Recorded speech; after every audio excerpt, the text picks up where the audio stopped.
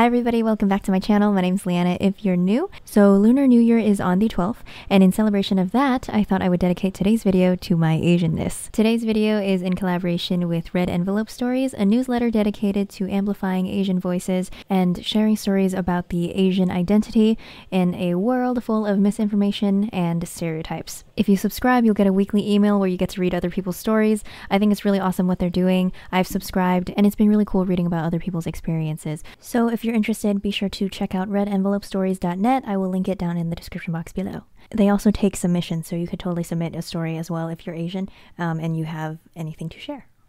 So they reached out to me and they gave me some deep questions to answer about my Asian identity. So that's what this video is. So here we go. Okay, so we are starting off with literally the most uncomfortable and deepest question there is. How do my Asian parents show me love? One really big aspect of Asian identity to me is having Asian parents, because they're just so like in your face about everything. It's really, really impossible to ignore, and especially if you have the traditional strict Asian parents, they kind of dictate a lot of things in your life, especially when you're younger. If my parents ever see this video, I will literally die because I don't talk to them. And so Asian parents are notorious for never ever ever saying the words "I love you." Not saying this goes for every Asian parent there is out there. I personally have a friend who I know says "I love you" to his dad, and the first time I heard that, I was like, mind blown. But yeah, my parents don't say "I love you" to me. That goes for a lot of my Asian friends as well. But you know, my parents have always shown love in different ways. They cut fruit for me, and they pay for really expensive summer programs so that I could, you know, have a good resume to get into college. And they nagged me because they wanted me to be on the right path to succeeding in life. And you know, I know there are a lot of people's parents out there who just, you know, don't even care. So even though as a teenager, you know, I felt like they were really, really overbearing, I don't want to take that for granted, you know, having two parents who care. Okay, question number 2. What have you discovered as an Asian pursuing a non-traditional route? So growing up, I feel like my family never really forced me to go into a particular career field, but there were always like suggestions from family members, you know, like, oh, like you should go be a nutritionist, or you should go be a lawyer. Those suggestions always revolved around money, so it kind of became instilled in me to go for a career for the money. So that is why I picked engineering, and soon after hated my life. Don't pick a major that you don't really like is the life lesson here. So yeah, as for the non-traditional route, I do YouTube. There are a whole lot of Asian YouTubers out there, so I feel like it's not, you know, that non-traditional for an Asian to be on YouTube. So I thought I would talk about my decision to go into acting, unless you have like a bunch of connections in the industry, or like you just happen to be very, very, very talented. Acting is hard, regardless of if you're Asian or not. I kind of feel like Hollywood doesn't have room for me, or if they do, it's this small. And in this little bubble of room for Leanna, you know, there's side characters, there's racial stereotypes. Once in a while, you know, you have a main character. But you know, I have no doubt that there are so many Asian actors out there who are more talented than me, more attractive than me, just ready to jump into this little space reserved for Asian actors in Hollywood. You know, the competition is fierce. It just sucks that there are so many Asian actors but so little room for us in Hollywood. As for family, you know, my family has not been supportive, but I kind of feel like this isn't really like an Asian thing. I feel like Asian or not, if you suddenly out of the blue just tell your family like, I want to be an actor, like after 8 years of building up to like becoming an engineer. Like I picked my major, I picked engineering as my major when I was 13 through 21. I was like, okay, I'm gonna be an engineer, I'm gonna be an engineer, I'm gonna be an engineer. And everyone in my whole family knew that. So obviously at 21, when I was like, I don't want to be an engineer anymore, I want to be an actress, everybody was just like, what the fuck? I feel like my family would have reacted the same way, you know, even if I was white. I feel like it really has nothing to do with being Asian. But I feel like that sense of like familial disappointment is amplified when you're Asian, because you know your family has all these expectations for what they want you to be. Like, you know, it's just a stereotype, but like, you know how people say like if you tell your white parents that you want to be like whatever, they'll just be like, oh, we fully support you, we will give you everything you need to like do whatever you want, like go be an actress, you know, go do whatever you want. And then, you know, people say that like Asian parents are like, no, you have to be a doctor, lawyer, or a dentist. You know, I don't think my dad has fully let go of the idea of me becoming an engineer. Like he's brought up grad school a couple times in the past few months, but you know, grad school is just out of the question for me. You know, I told my dad, I was like, I want to be an actress, and then I think he decided that he didn't like that, so then he just pretended that it didn't happen.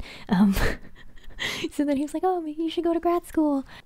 But no, I'm not going to grad school. I hate school and I hate engineering. Why would I do that to myself? I think a lot of Asian parents are just really, really attached to the idea of those stable career paths, right? Like dentist, doctor, lawyer, because that's what they know to be safe and secure. Like my dad came here from Vietnam and he had like $20 in his pocket and that was all he had, and he had to work really hard, and you know, that's what he knows. He didn't have the option of exploring like what he liked. I mean, I think he likes engineering, which worked out for him, but I feel like a lot of Asian parents don't really have that option to kind of explore the more creative route. Like you don't see a lot of Asian parents who are like artists or entertainers, you know. It's just what Asian parents know, and they just want the best for their children, which makes a lot of sense. I know that my dad wants me to do engineering because acting is unstable and it's not guaranteed, and it's just, you know, impractical to pursue that when you're thinking about practicality and like, you know, survival and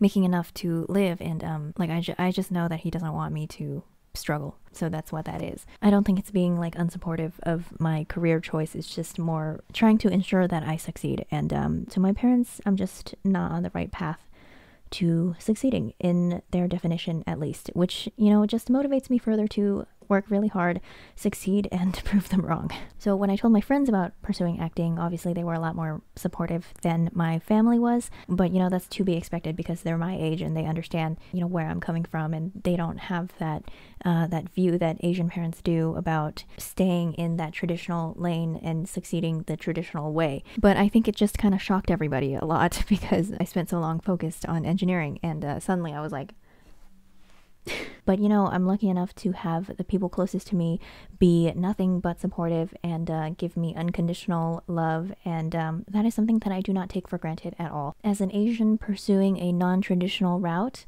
I kind of feel like a disappointment, just a little bit. Why can't I just be one of those really smart Asians who make a lot of money? But you know, what I want for my life inside goes beyond my Asianness and like all the Asian pressures and stuff. So, you know, I don't care.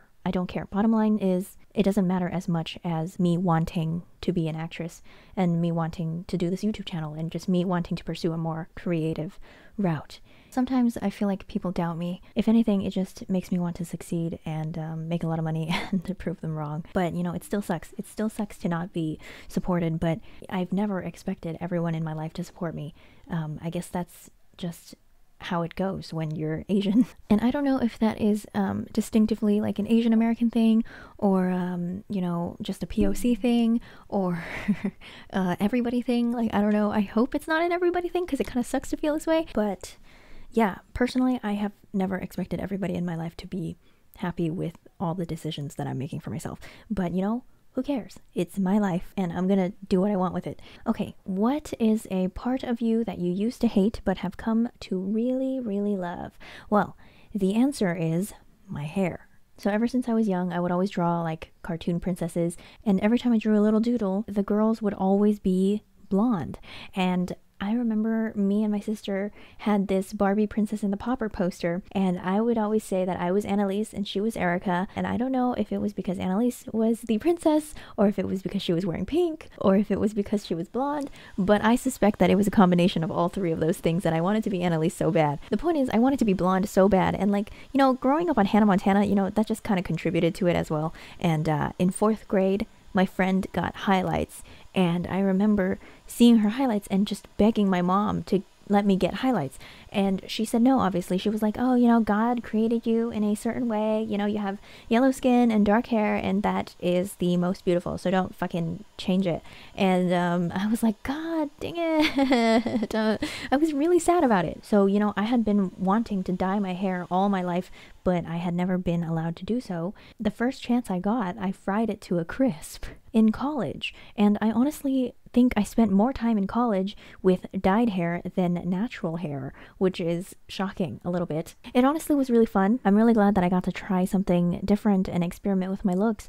And I just, you know, felt like my dark hair was so boring and a symbol of me being a docile Asian girl who listens to her mom and follows the rules. And I didn't want to be seen that way anymore because, you know, everybody would just assume that I was just so innocent and just boring. And I was like, no, I'm not that. You think you know me? No, you don't know me at all. I'm wild. So I fried my hair. I fried it. And, you know, I did a lot of other things freshman year as well that I had been wanting to try. I took my first motorcycle lesson. I tried out for dragon boat. I, you know, started weightlifting. You know, I did a lot of things. I feel like I did all those things to just kind of like shed the chains that had been binding me, you know, all my life. I was finally stretching out my wings after being cooped up in a cage. But, you know, now I have healthy hair. I think this is where the line is between my natural hair and the platinum blonde hair that is still growing out from 2019. So since 2019, this is how much hair has grown. I don't think it's that much, honestly. Like, my hair is kind of growing slow now. I'm waiting for this to grow out so I can just cut it and just have all virgin healthy hair. Who knows, at that point I might dye it again. But for now, I'm really, really enjoying having healthy, strong hair. If you don't know, my most popular video on my channel is my hair bleaching video. Sometimes I get comments from people who are like, oh, you know, you should stay blonde, you know, don't dye it back. And then, you know, if they discover that I like dyed it back, they're like, oh no, why did you dye it back? I'm just like, dude, like, it's my hair, relax. Why do you care so much? Why are you so invested? It kind of did disappoint me a little bit that people liked me so much as a blonde, because I'm not blonde anymore. So I'm just like, well, that means people don't like me anymore. I was definitely popular as a blonde, at least on YouTube. Like, I feel like when people saw me as a blonde in a thumbnail, they would tend to click more often because they would be like, oh, she has an interesting look. Definitely, without a doubt, people don't like my dark hair as much as they liked the blonde. And I don't care. You know, it made me a little sad at first, for sure, and just made me feel kind of like, oh god. But also, you know, I was kind of going through something at the time, and I was like, you know, like, if I do blow up on YouTube, I don't want it to be just because I'm blonde, because that's such a superficial reason to get people to like you and to watch you. And I'm just like, I want people to watch me and stay here because they like me for me, not because I'm blonde and Asian. And I just felt like people were fixating on it too much, and that's one of the reasons that I wanted to dye it back. So yeah, people don't like my dark hair, but I don't care because I do. I think I look great, real healthy, and I'm glad I don't have those god-awful roots growing out anymore, because that was a cursed time of my life. How has the pandemic affected your experiences as an Asian? So I'm lucky to be in California, where there's a lot of Asian people, so I never felt like a minority, to be honest. I've never felt like a minority. Maybe in La Jolla when I was going to UCSD, even still there were a lot of Asian people in La Jolla as well, because they were also there for UCSD.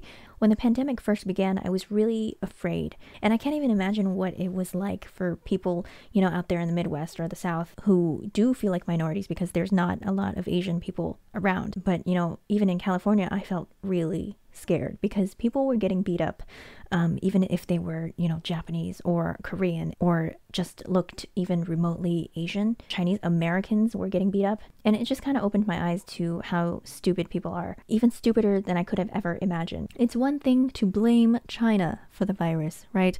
Like blaming Chinese people. That is racist as hell, but definitely not the stupidest you can get. The next level would be blaming Chinese Americans, Chinese people who had never even been to China. So you're just blaming all ethnically Chinese people for the virus, which is just racist and stupid times two.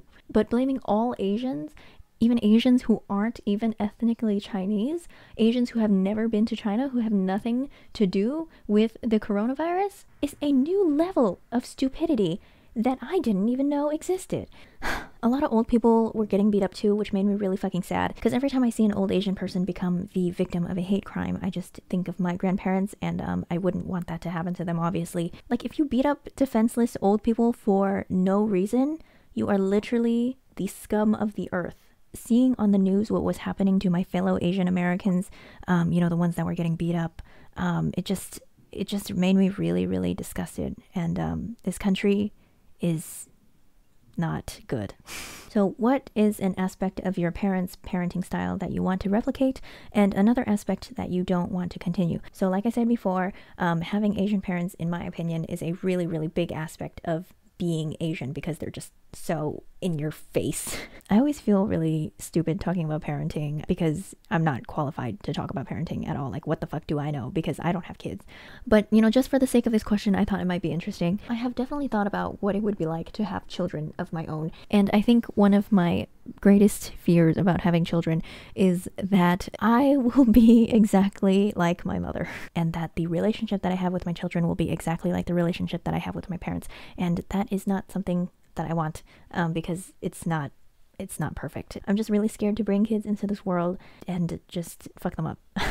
You know, I actually really appreciate my parents' efforts to make me well-rounded. You know, as a child, I had to take a whole bunch of extracurricular classes, you know, aerobics, Chinese dance, Chinese zither, calligraphy, painting, drawing, Chinese school. And, you know, of course, at the time, I hated that, you know, I didn't have any time to just have fun and relax. You know, and I also did find joy in some of these classes, but obviously I didn't like all of them. In high school, my parents signed me up for this SAT prep academy, and I really resented having to go there and not having my weekends to myself. Like, I would just have to go and take prep classes and take SAT diagnostic exams like fucking thousands of times. Okay, it was probably not 1,000 times, but I definitely took the SAT like at least 50 times and it was freaking exhausting. I'm sorry if I'm touching my hair a lot, it's just a nervous tick. But, you know, despite being exhausted all the time, I am grateful, now that I think about it, to have been exposed to so many different things and, you know, to have had those experiences. And I think I would like my kid to be well-rounded, you know, because I want them to have options, and I want them to be talented, you know, so I can set them up to be successful in life so that they don't have to struggle, of course. But I would also listen if they said that they hated something, like, repeatedly, because if they hate it, you know, why force it? You know, they're not going to put in all the effort if they hate it. At least I didn't put in all the effort in things that I hated. Also, I would just never send my kid to Chinese school. Like, ew, what the fuck? Chinese school is an actual nightmare. And I think with regards to the whole sex and dating thing, I would allow my kid to date, and I would also, you know, educate them about sex instead of just stressing abstinence, because you know, and I know, and everybody in the whole world knows that stressing abstinence is not effective because teenagers are horny, and that is a fact as obvious as the sky is blue. I would allow my kid to date, because if I raise them right, they'll have other priorities over their dating life. All I know is that if you tell a teenager they can't do something, they're gonna go do it. So, you know, I feel like the only thing you can really do as a parent is make sure that they're educated about all their options, and make sure that they're being safe, and, you know, buy them condoms and shit. Like, just be there so that they tell you things, instead of, like, making them feel like they can't tell you anything and they have to hide everything, which is how I felt a lot as a teenager, because, you know, my parents never made me feel like I could tell them things, and every time I did, it just backfired on me. I definitely wouldn't want my kid to feel that way. When have you felt stereotyped for being Asian? When have you stereotyped yourself? So I've talked about this before on my podcast, but in school, you know, I had a couple teachers who were like, oh my god, you know, Leanna's English is so good, like, why? Why? I'm like, what do you mean why? I'm American. I just, like, read books over the summer like all the other kids, and you know, now I know how to speak English. Don't be so surprised. I have been told several times in my life that my English is good, twice on the same day, actually. So you know how I mentioned how in San Diego all the Asians are kind of in this La Jolla bubble because of UCSD, so that's where all the Asians are. So on a certain day, I was going to Pacific Beach, which is a little bit south in San Diego, to go to a certain gym to meet a certain athletic professional. And on the way there in the Uber ride, my Uber driver was like, oh, your English is really good. Where are you from? And I was like, the Bay Area. He was like, oh, I figured because, you know, your English is perfect. And I'm like, well, that's a great observation. And then I went to the gym, and the aforementioned athletic professional also said the same thing to me, which was very disappointing. And he was like, oh, your English is perfect. And I'm like, well, I guess you don't have a lot of Asian girls coming to your gym then. Also, I remember in 4th grade, I just kind of sighed in class, and I was like, I hate homework. And the girl sitting across from me was like, oh, you know, I wouldn't expect that from you, Leanna, because you're smart and you're Asian, and, you know, you are smart because you are Asian. And I was like, what? So you expected me to like homework? I mean, to be fair, we were 8, you know, I don't blame her. I don't hold it against her. And, you know, one thing that really annoyed me growing up was that a lot of people would just assume you were smart because you were Asian, or assume that people were smart because they were Asian. And I'm just like, no, they're smart because they work hard, do their homework, and study for tests. not because they're Asian. And that is something that always pissed me off. Like whenever people would be like, oh, they're Asian, that's why they have good grades. I'm like, you know, I would also have a lot of people in high school just assume that I had good grades and I was really smart, and I was like, why? It's a lot to live up to, you know? It's like, what if I'm fucking stupid and you're over here like just assuming that I'm smart because I'm Asian? It's a positive stereotype, and there are a lot more harmful stereotypes out there. And I feel like there are a lot of these positive stereotypes when it comes to Asian people. Positive, that is, but you know, it's still really harmful. The lesson is to just not assume anything about people.